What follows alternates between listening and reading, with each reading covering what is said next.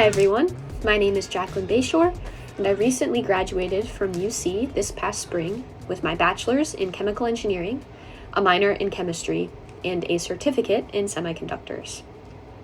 I completed 6 co-ops over the course of the 5 years at UC and had unique experiences at each of them.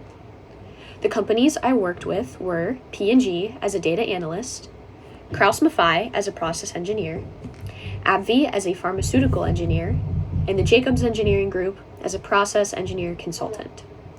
I'm now a full-time employee at AbbVie as a formulation engineer down in Waco, Texas, and I'm loving every minute of it. Across these roles, I was often the sole female engineer within my team. In general, as you can imagine, this was challenging. Countless females are initially judged as weak with first impressions and are then seen as bossy the minute they start to have a voice. This is incredibly difficult to balance as a female engineer starting your career. With this challenge, though, comes opportunity. My biggest piece of advice for others would be to not get in your head too much about what others say or what you think they're thinking about you, and to be fully confident. Not only in your interactions, but in the way that you carry yourself. Confidence is contagious, and you have to prioritize your ability to believe in yourself. Now, of course, this doesn't mean it will completely eliminate all biases in the workplace. That's nearly impossible, but it will catalyze a level of respect that you deserve.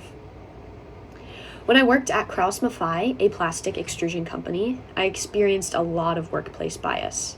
It was heavily male-operated and male-oriented, it was a dirty manufacturing line, and they would often audibly comment less than ideal things in front of me, and some were even targeted at me. This, of course, was unprofessional, and it was my first co-op ever. I was beyond hurt, and I didn't want to ruffle any feathers, so at first I didn't go to anyone for support. After a while, though, I developed the confidence to advocate for myself. My first source of support was the HR admin at Krauss-Maffei. It helped that she was female, but many companies have support systems other than HR that you could go to for help. Reporting is very important if you feel uneasy in the workplace at any time. I also had other experiences in other roles that were questionable, and in addition to going to the respective company's resources, which in fact supported and resolved each issue respectively, I also went to UC's support systems, including the Women's Center. There were other female engineers there that I could talk to who had similar experiences to mine. This was very refreshing, and I was loving the opportunity to be able to communicate with peers. Now, not every co-op, role, manager, or even day in the workplace during your co-ops or during full-time will be perfect. In fact, none of it will be.